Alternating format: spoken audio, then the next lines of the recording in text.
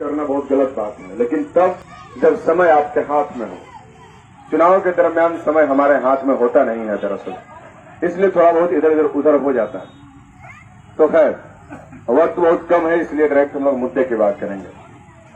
बहुत आज का दिन जो है वो बहुत जरूरी दिन है और मैं बहुत हार्दिक दिल से, मुझे कल ही पता चला कि इस मौके पर यहाँ पे कार्यक्रम होना है, तो मैं बहुत इस कार्यक्रम के लिए मेरी बहुत इच्छा थी, दिली इच्छा थी कि मैं इस कार्यक्रम में शामिल हूं।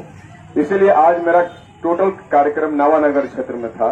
इसके बावजूद मैंने ये तय किया, आज मुझे इधर नहीं आना था क्योंकि नवानगर में कई सारे पंचायत मेरा छूट गया है घूमने से।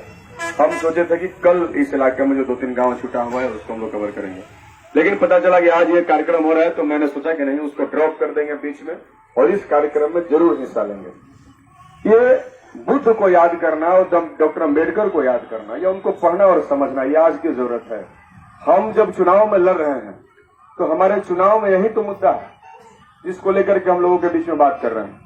राहुल सांकृत्यायन ने मार्क्सवाद को भी लिखा है और उन्होंने बुद्ध पर भी लिखा है। यहाँ मैंने राहुल सांकृत्यायन की कोई किताब या कुछ मैंने देखा, विनय पिटक उनका है, तो उन्होंने मार्क्सवाद पर राहुल सांकृत्यायन ने बहुत बेहतरीन किताब लिखी है और मैं समझता हूं कि मार्क्सवाद को समझने के लिए राहुल सांकृत्यायन को पढ़ना चाहिए और बुद्धिज्म को समझने के लिए भी राहुल सांकृत्यायन को पढ़ना चाहिए। तो राहुल, जिनको हम महापंडित कहते हैं, तो डॉक्टर अम्बेडकर और बुद्ध को समझना, इस देश को समझना, इस देश की संस्कृति को समझना, जिसको आज बर्बाद करने की कोशिश हो रही है और हम उसी बर्बाद करने की कोशिशों के खिलाफ खड़े हैं, क्योंकि हम एक बार फिर से भारत को बुद्ध और अम्बेडकर का भारत बनाना चाहते हैं। लेकिन कुछ लोग इस मुल्क को, जो हमारा प्यारा मुल्क है, उसको मनु का देश बनाना चाहते हैं और हमने ये संकल्प लिया है कि भारत मनु का देश नहीं बनेगा, भारत बुद्ध का देश बनेगा और भारत अम्बेडकर का देश बनेगा। अब देखिए, आपके तमाम अधिकारों को आपसे छीनने की कोशिश हो रही है। हम जब लड़ रहे हैं चुनाव में तो हमने रोजगार को सबसे बड़ा सवाल बनाया है और ये सवाल मैंने बनाया नहीं है, ये सवाल समाज के अंदर है। आप याद कीजिए, 2014 में जब नरेंद्र मोदी जी चुनाव का प्रचार कर रहे थे, लोकसभा चुनाव का, तो उनका सबसे बड़ा मुद्दा क्या था? उनका सबसे बड़ा मुद्दा था 2 करोड़ नौकरी। वो हर सभा में बोलते थे कि जब हम सत्ता में आएंगे तो हर बरस 2 करोड़ नौजवानों को नौकरी देंगे। लेकिन हुआ क्या? पिछला 5 साल बीत गया और दूसरा 5 साल का रिज्यूम शुरू होकर दूसरा साल चल रहा है, लेकिन वो 2 करोड़ नौकरी आज तक नहीं मिला। नौकरी तो नहीं ही मिला, इसके उल्टे जो पहले से नौकरियां थी देश में, उन नौकरियों को भी नौजवानों से छीन लिया गया। तमाम नौकरियों के पदों को खत्म कर दिया गया, समाप्त कर दिया गया। एक सबसे बड़ा संस्थान जो था नौकरी देने वाला, रेलवे, उस रेलवे की नीलामी होने लगी, उस रेलवे को बेचना इन्होंने शुरू कर दिया। तो देश के अंदर जब 14 में बेरोजगारी का सवाल था, जिस पर नौजवानों ने मोदी जी को वोट दिया था, तो आज तो उससे भी भयानक सवाल है, क्योंकि नौकरी तो मिली नहीं और जो थी वो भी नौकरियां खत्म कर दी गई है। हम देख रहे हैं, हम जब भी कैंपेन में जाते हैं, नौजवानों के आंखों को हम देखते हैं, उनके आंखों में उनका भविष्य दिखता है, वो भविष्य जो काफी बर्बाद हो गया हुआ भविष्य है, जहां कुछ भी नहीं, एक बंजर सी जमीन जहां लगता है कि कभी कोई फसल की उपज ही नहीं होगी, ऐसा उनका भविष्य उनके सामने है। उनके माथे पे चिंता की लकीरें हैं कि आखिर वो क्या करें। मैट्रिक, इंटर, बीए किसी तरीके से पास तो कर लिया, लेकिन अब कहां जाएं? एमबीबीएस करने के लिए पैसे नहीं है ताकि वो डॉक्टर बन सके, बीटेक वो नहीं कर सकता कि वो इंजीनियर बन सके, यहां तक कि बहुत सारे ऐसे भी लोग हैं जो बीएड भी नहीं कर पाएंगे कि वो टीचर बन सके। आप बताइए कि ऐसे लोग कहां जाएंगे? ऐसे लोगों की उम्मीद रेल ही तो थी, रेल ही तो एक उम्मीद थी कि मैट्रिक, इंटर, बीएड किसी तरीके से पास करके बेचारा घरों बैठ के 2-4 घंटा पढ़ेगा, 2-4 घंटा खेती भी करेगा, बाजार में सब्जी भी बेच लेगा, एक आध को जानवर भी रख लेगा, उसको भी खिलाएगा और दूध दूह लेगा और 2-4 घंटा घरे बैठ के पढ़ लेगा, तो रेलवे में टीटी बन सकता था, रेलवे में ग्रुप डी में जा सकता था। वैसे लोगों की संख्या हमारे समाज में बहुत ही ज्यादा है, 70-80% है। वैसे लोग कहां जाएंगे? उनके सामने कौन सा रास्ता है? उनके सामने के तमाम रास्तों को बंद कर दिया गया है। इसलिए आज जरूरत है उस सवाल को उठाने का। आज चुनाव में ये रोजगार का सवाल सबसे बड़ा सवाल है और होना भी चाहिए, होना भी चाहिए। हमारे सामने सारे हमारे अवसरों को खत्म किया गया। रेल को बेचना सिर्फ रेल को बेचना नहीं है। रेल लोगों के लिए एक लोहे का कोई मशीन होगा जो यातायात की साधन होगी, लेकिन हमारे लिए वो यात्रा मात्र के सिर्फ साधन नहीं है। रेल हमारे लिए दाल है, रोटी है, रोजी है, रोजगार है, हमारा जीवन है, हमारे बच्चों का भविष्य है। रेल खत्म हो जाएगा तो हमारी दाल रोटी खत्म हो जाएगी, हमारा रोजगार खत्म हो जाएगा, हमारा भविष्य खत्म हो जाएगा। बहुत लोग रेलवे की तैयारी करते हैं। हम लोग छात्रों की राजनीति करते थे, आराम में रहते थे। इधर के लड़के आराम में जाकर पढ़ते थे। हम लोग जाते थे उनके बीच में लॉज में बतियाने के लिए, तो लोग पूछते थे कि काशी की तैयारी करे आइल बड़ा। तो लड़का बोलता था कि रेल की तैयारी करे आइल बनी। बात सही बानो जी? किसी से आप पूछिएगा, किसी से कि कहाँ आइल बड़ा, तब पढ़े का के तैयारी करल, तो रेल की तैयारी करेंगे। जैसे कि रेल में ज्यादा बहाली निकलत रहे, रेल में ज्यादा नौकरी की संभावना भी रहे, बाकी क्षेत्र में उतना नौकरी की संभावना ना रहे। और रेल आम आदमी की नौकरी देते हैं, गरीब आदमी के, निम्न मध्यम वर्गीय परिवार, निम्न वर्गीय परिवार को रेल नौकरी देती है। लेकिन जब से मोदी जी आए हैं, रेलवे में बहाली निकला है। 2019 के पहले बहाली निकला था, उसका परीक्षा हुआ नहीं हुआ, सेकेंड वाला ज्वाइनिंग नहीं हुआ, तो वो लॉलीपॉप ही समझिए। 5 साल में अगर थोड़ी सी बहाली आई उसका कोई मतलब नहीं है। और इसलिए भी मतलब नहीं है क्योंकि रेल तो बिक रहा है, और जब रेल बिक जाएगा तो हम लोग कहां जाएंगे? आप समझिए कि एक बड़ा समाज जो है वह बेहतर जिंदगी से वंचित हो जाएगा। वो कहां जाएगा? एक जमाने में जब देश आजाद नहीं हुआ था, डॉक्टर अंबेडकर नहीं थे, उसके पहले जब ज्योतिबा फूले नहीं थे, सावित्रीबाई फूले नहीं थी, तब क्या था? तब जातियों के आधार पर काम बांटे गए थे। जैसे आप धोबी हैं तो आपको कपड़ा धोना है, आप नाई हैं तो आपको बाल काटना है, आप महतो हैं तो आपको तरकारी बोना है, आप यादव हैं तो आपको गाय धो के बेचना है, आप क्षत्रिय हैं तो लड़ने जाएंगे, और पंडित जी हैं तो आप कथा सुनाएंगे। तो ये काम बांटा गया था और जातियों के आधार पर यह काम था। उस समय हमारे सामने खुला अवसर नहीं था। उस समय चमार जाति का लड़का सेना पर युद्ध लड़ने नहीं जा सकता था, वो प्रोफेसर नहीं हो सकता था। प्रोफेसर होना एक खास जाति का ही अधिकार था, युद्ध लड़ना एक खास जाति का काम था, जहाज उड़ाना एक खास जाति का काम था, और बाकी जातियों को उन्हीं की जाति में बांट दिया गया। वहां से निकल करके संविधान ने हमें अधिकार दिया। संविधान ने हमें अधिकार दिया, भारतीय संविधान जिसे डॉक्टर बाबा साहेब भीमराव अम्बेडकर ने लिखा, उसने अधिकार दिया कि किसी भी जात का कोई भी नौजवान हो, अगर उसके अंदर ताकत है, मेधा है, तो आगे बढ़ सकता है, उसको आगे बढ़ने से कोई नहीं रोक सकता। लेकिन एक बात समझिए, अगर रेलवे की नौकरियां खत्म हो जाएंगी, बैंकों की नौकरियां बेच दी जाएंगी, सरकारी नौकरियां खत्म हो जाएंगी, तो आप कहां जाएंगे? एक बार फिर आपको उन्हीं खेतों में आलू, प्याज और गोभी बोने के लिए बाध्य होना पड़ेगा, क्योंकि आप जहाज का पायलट नहीं बन सकते हैं, क्योंकि वहां जाने के आपके तमाम रास्तों को ब्लॉक कर दिया जाएगा। वो कारपोरेट पूंजीपति कंपनियों के लिए और कुछ खास घरानों के लिए आरक्षित कर दिए जाएंगे। और मोदी सरकार यही चाहती है, वो उन्हीं के पक्ष में सारे कानून बना रही है, और नीतीश कुमार उसी मोदी सरकार के साथ मिलकर बिहार में शासन चला रहे हैं। लेकिन हम पुनः वहां नहीं लौटना चाहते।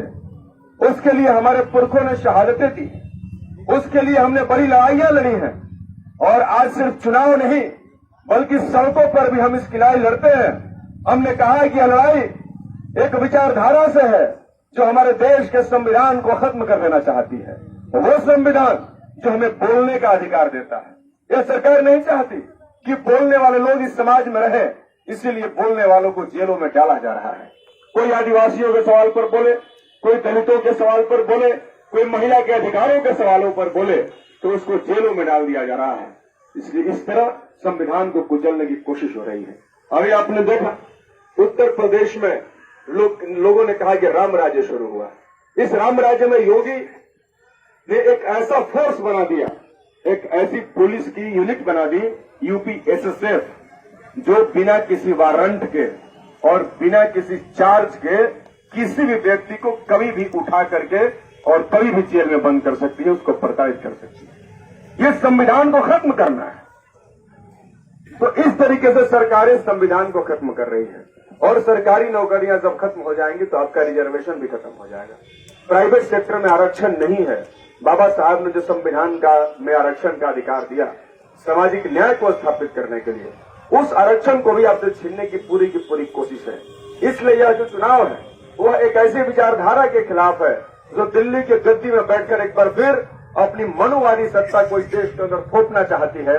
और उसके खिलाफ पूरे बिहार की जनता इस बार के चुनाव में खड़ी है और पूरी बिहार की जनता उस सत्ता के खिलाफ लड़ रही है। इस बार हमारा व्यापक एकता हुआ है। उन वैसे दलों की एकता जो एक तरह की सामाजिक पृष्ठभूमि और आर्थिक पृष्ठभूमि वाले लोगों का नेतृत्व करते हैं, जिनकी आबादी हमारे देश के अंदर 85% है, वैसे लोगों की एकता हुई है। और मैं दावे के साथ कह सकता हूं कि यह एकता अटूट है। यह एकता अटूट है, यह कभी खत्म नहीं हो सकती। वो इसलिए कि वामपंथियों ने कभी भी इतिहास में बीजेपी और आरएसएस के साथ वामपंथियों के जाने का कोई भारतीय इतिहास में किसी तरीके का कोई इतिहास नहीं है। हमने हमेशा ही संविधान को, लोकतंत्र को और देश की जनता को अपने सामने रखकर, अपने आधार में रख करके हमने राजनीति किया है। और इसलिए हम इस बात को मानते हैं कि जो भी ताकतें देश के संविधान, लोकतंत्र और जनता के खिलाफ होगी, उसके खिलाफ वामपंथी दलों के लोग रहेंगे, चाहे उनका वजूद चुनावों में बचे या नहीं बचे। हम सिर्फ चुनावों को लड़ने के लिए और जीतने की राजनीति नहीं करते हैं। हमारी राजनीति की प्राथमिकताएं देश को बचाना है, समाज को बचाना है, नौकरी, जिंदगी को बचाना है। नीतीश कुमार कह रहे हैं कि हमने बहुत विकास किया। क्या विकास किया? मास्टर का बहाली किए हैं, वेतन नहीं देते हैं। हमने कहा कि समान काम का समान वेतन क्यों नहीं मिलेगा? काहे लिए काम लेते हो भाई? काम जिससे ले रहे हैं उसको वेतन दीजिए। हमने लड़ा, हम लोग लड़ रहे हैं शिक्षकों के खिलाफ, शिक्षकों के सवाल पर नीतीश कुमार के खिलाफ हम लोग लड़ रहे हैं। रसोईया बहनों का बहाली हुआ है, कितना वेतन मिलता है मालूम है? कितना? 1,000 महीना दुनिया के किसी मुल्क में मिलता होगा महाराज। 50 रुपए किलो आलू मिलता है, 70-80 रुपए किलो प्याज मिल रहा है और 1,000 रुपया महीना मिल रहा है। जरा तमाशा देखिए, ये विकास है। आशा बहन हमारी स्वास्थ्य कर्मी है, बेचारी इतना गांव में मेहनत करती हैं, क्या वेतन है उनका? 2,000 3,000। ये विकास मित्र का बहाली किया है, उसको 10,000 महीना देते हैं।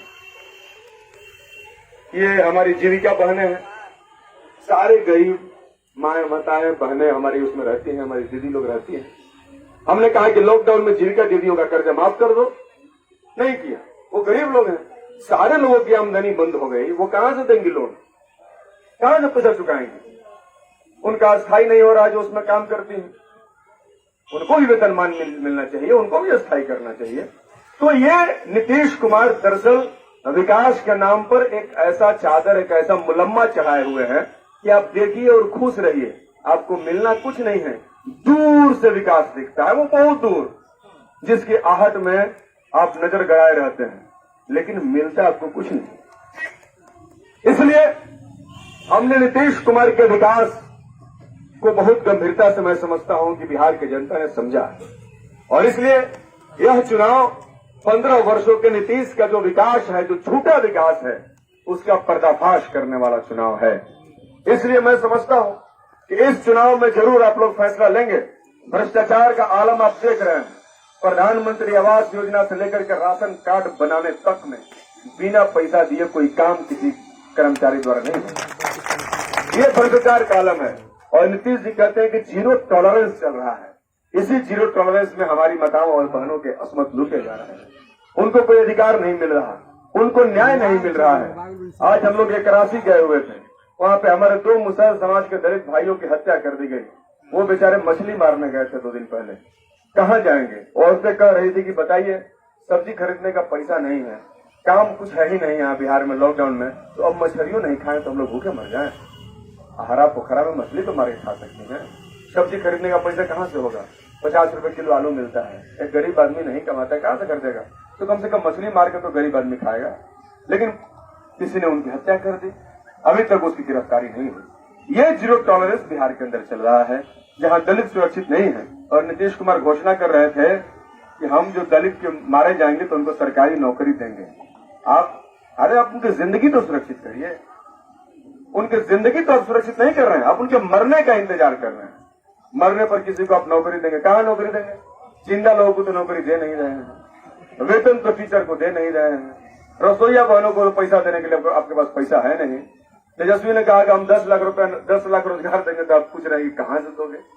बहुत साधन है, बहुत स्रोत है बिहार में, बहुत स्रोत है। आप सोचिए, आपके इसी इलाके में बक्सर में चीनी मिल हुआ करते थे एक जमाने में, और पूरे इलाके में ईख की खेती हुआ करती थी। चीनी मिल में मजदूरों को काम भी मिलता था और किसानों का अपना उत्पाद भी बिकता था सही दाम पर। वो भी एक जमाना था, उसको खत्म कर दिया गया। चीनी मिल तो ईख की खेती भी खत्म हो गई, किसान भी बर्बाद हो गए। एक जमाने में डुमरांव औद्योगिक नगर था, लालटेन की फैक्ट्री थी, सूत की फैक्ट्री थी, बड़ी बड़ी फैक्ट्रियां थी, हजारों लोग काम करते थे। सिर्फ डुमरांव के नहीं, बाहर के लोग भी काम करने आते थे। वो सारे की सारी बंद है, किसी को खोलने का कोई प्रयास नहीं। चंपारण से लेकर बक्सर तक की तमाम चीनी मिलें बंद हैं, लेकिन नीतीश कुमार बाहर से आयात करते हैं। अरे भाई, आपने किया क्या? कौन सा उद्योग धंधा आपने खोला पूरे बिहार में? अभी तो किसी तरीके का कोई उद्योग धंधा नहीं खुला। हमारे मजदूरों को मजबूरी में पलायन करना पड़ता है, वो बाहर जाते हैं। पहले मजदूर कलकत्ता जाते थे। भिखारी ठाकुर का आप लोगों ने गाना सुना होगा, पूरब वाला है। पूरब के देश में लोग काम करने जाते थे और उनकी वेदना और उनका जीवन जो है भिखारी ठाकुर अपने गीतों में उन्होंने लिखा है। उसके बाद पूरब में काम करने वालों के बाद लोगों की संख्या बढ़ गई तो लोग पश्चिम में जाने लगे, और अब तो लोग दक्षिण में जाते हैं, सुदूर दक्षिण, तमिलनाडु में, कर्नाटका में, जहां का भोजन भी हम लोग को अच्छा नहीं लगता है, नारियल तेल वाला। हम लोग वो नहीं खाए हैं, लेकिन बेचारा अपने बच्चों का मुंह देख करके वो किसी तरीके से भले मन ना भरे लेकिन पेट भर भर के वो वहां पे काम करता है। ये मजबूरी है हमारे मजदूरों की, इतना दूर जाकर काम करते हैं। उनके साथ होता क्या है? उनको किसी तरीके की सरकार की तरफ से कोई मान सम्मान और सामाजिक प्रतिष्ठा नहीं मिलती है। अभी कोरोना लॉकडाउन में क्या हुआ? मोदी जी अचानक रात में, आधी रात में कोरोना लॉकडाउन की घोषणा कर दिए। सारे लोगों ने अपने दरवाजे बंद कर लिए। उन कंपनी के मालिकों ने भी अपने कंपनी के दरवाजे बंद कर दिए जहां हमारे बिहार के मजदूर काम कर रहे थे। जब मजदूर कंपनी से बाहर निकाल दिया गया, यह भी कंपनी के मालिकों ने जानने की कोशिश नहीं की कि इन मजदूरों के पॉकेट में पैसा है कि नहीं है। तमाम तरह की गाड़ियां बंद है, ये घर कैसे जाएंगे? 2-3 हजार किलोमीटर दूर थे और वहां से वो पैदल चल पड़े, क्योंकि उनकी फिक्र न मोदी जी को थी और न ही नीतीश कुमार की थी। कंपनी के मालिकों की तो बात छोड़ ही दीजिए, वो तो ऐसे ही निर्दयी होते हैं, वो आदमी को आदमी नहीं मशीन समझते हैं। लेकिन सरकारों ने भी, जिनको हमने चुना है, जिनको जनता ने चुना है, उनको भी आदमी की फिक्र नहीं हुई और वहां से 2,000-3,000 किलोमीटर दूर अपने घर की तरफ लोग पैदल चले। कितने लोग रास्ते में मारे गए, लोगों के शरीरों पे ट्रेनें चढ़ा दी गई, बसें चढ़ा दी गई, कई लोग मार दिए गए। और जब लौटे बिहार में तो बिहार के बॉर्डर पर नीतीश कुमार ने बांस का बल्ला लगा दिया और कहा कि हम मजदूरों को नहीं आने देंगे बिहार में। बताइए, क्या अपने ही राज्य के नागरिकों के साथ कोई सत्ता, कोई सरकार इस तरीके का व्यवहार करती है? मैं नहीं समझता। और जब पूछा गया लोकसभा में कि बताइए कितने मजदूर मारे गए, तो इनके पास कोई आंकड़ा नहीं था। दरअसल मजदूरों का कोई आंकड़ा है ही नहीं। ये लोग मजदूरों को, गरीबों को सिर्फ जातियों में बांट करके देखना चाहते हैं और उनका इस्तेमाल सिर्फ वोट के रूप में करके सत्ता में बैठ करके अय्याशी करना चाहते हैं। ये चुनाव हमें मजदूरों की गिनती जो मोदी सरकार और नीतीश सरकार के पास नहीं है, उस गिनती को दिखाने का चुनाव है। और इस बार मजदूरों को संकल्प लेना है कि हम अपनी गिनती दिखाएंगे कि हमारी कितनी गिनती है, हमारी कितनी ताकत है। इसलिए चुनाव है अपने मान सम्मान, अपनी जो सामाजिक प्रतिष्ठा जो हमारी हनन हुई, क्षति हुई, उसका बदला लेने का ये चुनाव है। यह चुनाव 15 वर्षों के बिहार में कुशासन का जो राज चल रहा है, जो भ्रष्टाचार का आलम है, उसको खत्म कर देने और एक नया बिहार बना देने का चुनाव है। मैं समझता हूं कि बहुत कुछ काम अभी बाकी है। आजादी के 73 वर्षों के बाद भी जब हम गांव की गलियों में जाते हैं तो हम पाते हैं कि क्या भारत, ऐसा ही भारत का सपना हमारे शहीदों ने देखा था, जहां लोग ये नहीं समझ पाते कि अपनी वेदना किससे कहें। लोगों को नहीं मालूम है कि अपनी दुखों को किससे शेयर करें। लोग नाउमीद हैं, उनके पास कोई उम्मीद ही नहीं है। कोई ऐसा जनप्रतिनिधि ही नहीं है जो जनता का जनप्रतिनिधि हो, जिससे जनता खुलेआम मिल सके और जनता जाकर के अपनी वेदना प्रकट करे और कहे कि आप ही तो हैं जो इस सरकार और देश को चला रहे हैं, आप बताइए कि हमारी जिंदगी का क्या। ऐसा कोई जनप्रतिनिधि नहीं है। हमारे सांसद महोदय भी गए थे सत्यनारायण सिंह, उस दोनों मुसहर जाति की महिलाओं के साथ खड़ा होने वाला कोई जनप्रतिनिधि नहीं, जिनके 5-5 बच्चे हैं और उसका पति मर गया, उसके यहां कल सुबह का भोजन नहीं है।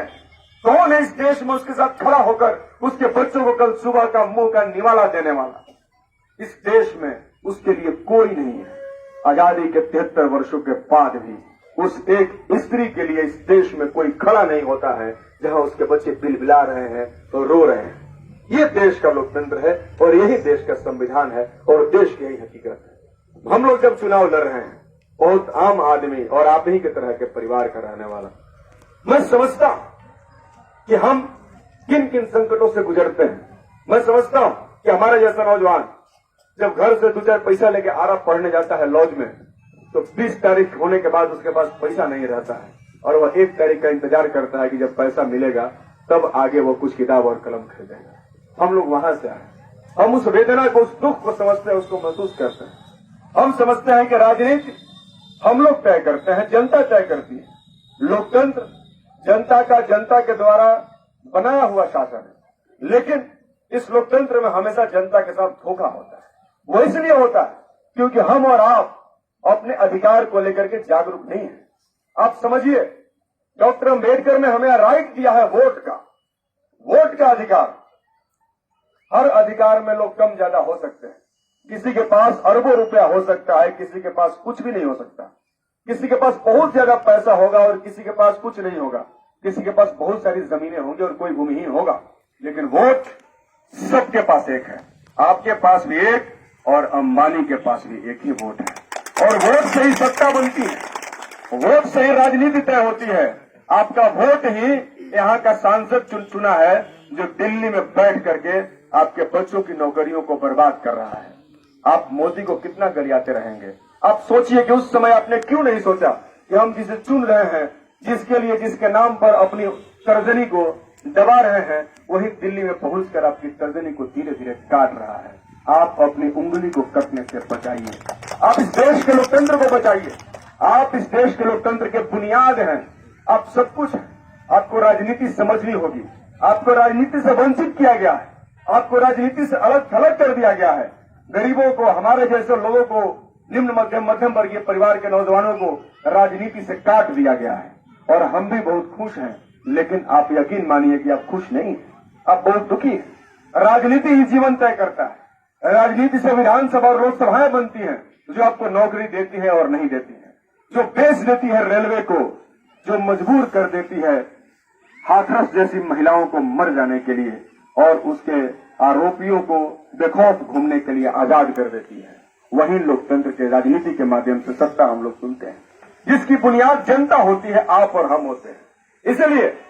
इसलिए मैं ये बात कह रहा हूं कि आपको राजनीतिक रूप से सचेत होना ही होगा। कब तक सचेत नहीं होंगे? कब तक जाति पाति और धर्म के नाम पर आप सत्ता को चुनते रहेंगे और वही सत्ता जब सत्ता में आएगी तो आपके बच्चों की जिंदगी को बर्बाद करती रहेगी। आपको अगर अपने बच्चों का खुशहाल जीवन चाहिए, अगर आपको अपना जिंदगी बेहतर चाहिए और बच्चों का भविष्य चाहिए, तो आपको राजनीति में दिलचस्पी लेना होगा और राजनीति में दिलचस्पी लेते हुए आपको सही विकल्प चुनना होगा, उसको तलाशना होगा। इसके अलावा कोई विकल्प हमारे पास नहीं है। आज एक बड़ी एकता बनी है, बड़ी ताकत के साथ।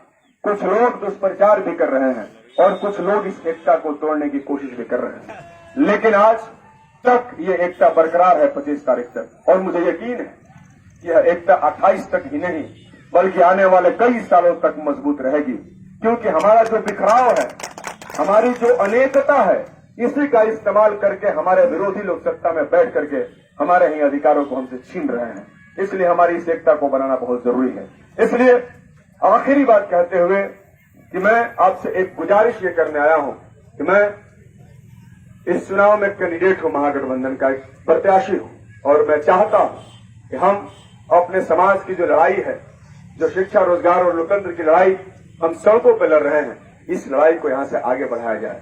इस लड़ाई को सदन में लेके जाया जाए, शिक्षा स्वास्थ्य की लड़ाई, जहां गरीबों के लिए कोई व्यवस्था नहीं है, इस लड़ाई को यहां से आगे लेके जाया जाए। इसके लिए जरूरी है कि विधानसभाओं में और लोकसभाओं में ऐसे लोग पहुंचे जो इन सवालों को उठा सके, इन सवालों पर लड़ सके।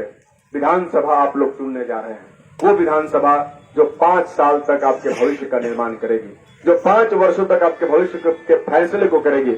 इसलिए आपको तय करना है कि आपका आने वाला 5 वर्ष किस तरह का होगा। मेरा चुनाव चिन्ह झंडे पर